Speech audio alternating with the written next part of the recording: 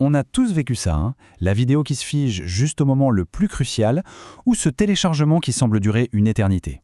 On peste souvent contre notre vitesse Internet, mais au fond, qu'est-ce que ça veut dire vraiment?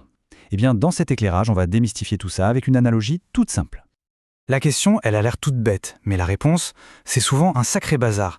On nous bombarde de termes, bande passante, débit, mégabits par seconde. Franchement, qui s'y retrouve? Mais alors, lequel de ces mots décrit vraiment la vitesse qu'on ressent au jour le jour? C'est exactement ce qu'on va voir ensemble. Bon, pour rendre tout ça limpide, on va utiliser une image que tout le monde connaît. Oublions le jargon technique un instant et imaginons notre connexion Internet comme un immense réseau d'autoroutes. Oui, des autoroutes. Ok, posons les bases. Le réseau Internet, dans son ensemble, c'est notre système autoroutier. Un truc gigantesque, interconnecté, avec ses nationales, ses départementales, ses échangeurs. Tout est branché pour que l'info puisse aller d'un point A à un point B. Et sur ces autoroutes numériques, qu'est-ce qui roule? Des voitures, évidemment. Dans notre image, ces voitures, ce sont les paquets de données. Pensez-y, chaque fois qu'on envoie un email, qu'on lance une vidéo, ou même qu'on charge une simple page web, ce sont en fait des milliers de petites voitures data qui s'élancent sur le réseau. Voilà, notre décor est planté.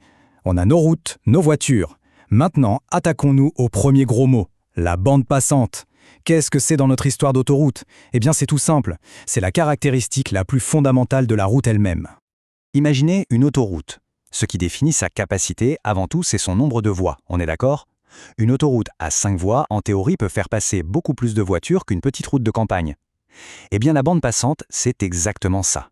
C'est le nombre de voies de circulation qu'on a sur notre autoroute numérique. Et attention, c'est là que ça devient super important. La bande passante, c'est une mesure de potentiel. Uniquement de potentiel. C'est la capacité maximale dans un monde parfait. L'équivalent d'une autoroute déserte à 3 heures du matin, sans le moindre ralentissement. En gros, c'est la promesse que nous fait notre fournisseur d'accès. Sauf que, on le sait bien, la réalité, c'est rarement une autoroute vide à 3 heures du matin. Une autoroute à 5 voies peut très bien se transformer en parking géant à l'heure de pointe. Et c'est là, précisément, qu'intervient notre deuxième concept, le débit. Le débit, lui, ne s'intéresse pas au potentiel. Il ne compte pas les voies. Non, le débit, il mesure le nombre de voitures qui réellement passent la ligne d'arrivée sur une période donnée. C'est la photo de ce qui se passe concrètement sur la route là, maintenant. Et c'est ça qui est dingue. La vitesse qu'on ressent, celle qui nous fait pester ou nous réjouir, c'est le débit. Quand on dit ça rame, on ne critique pas sa bande passante. Non, on se plaint que son débit, à cet instant précis, est au ras des pâquerettes. C'est la réalité, la vraie de notre expérience sur le web. Voilà, ce tableau résume tout parfaitement. D'un côté, la bande passante, le potentiel, le nombre de voies, la théorie. De l'autre, le débit, la réalité, le nombre de voitures qui passent vraiment, la pratique. Moralité, avoir une grosse bande passante, c'est bien, c'est même nécessaire, mais ça ne garantit absolument pas un bon débit. Du coup, la question qui vient tout de suite, c'est « mais pourquoi ?» Pourquoi est-ce que notre débit est quasi tout le temps plus faible que notre bande passante? Pourquoi notre belle autoroute à 5 voies se transforme si souvent en un gigantesque bouchon? C'est vraiment le cœur du problème pour tout le monde. On paye pour une connexion avec une grande bande passante, pour une autoroute, et parfois on a l'impression de se traîner sur un chemin de terre. La raison, elle se cache dans tous les aléas du voyage numérique.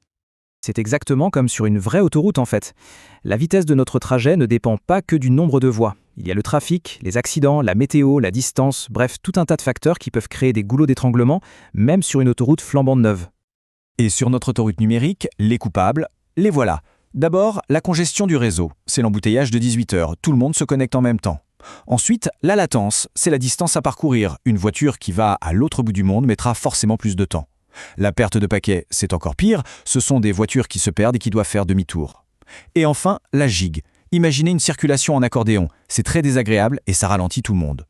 Donc pour résumer tout ça en une phrase, une seule, la bande passante, c'est le potentiel, le débit, c'est la réalité. C'est la promesse face à ce qui se passe vraiment ici et maintenant. Et tout ça, ça nous amène à une dernière réflexion un peu plus large. Comprendre cette différence, ce n'est pas juste de la technique, c'est crucial. Ça nous montre qu'il ne suffit pas de construire des autoroutes toujours plus larges. Non, l'enjeu, c'est aussi de gérer le trafic plus intelligemment, d'optimiser les trajets, de fluidifier la circulation. Et ça, c'est tout le défi pour construire les routes numériques de demain.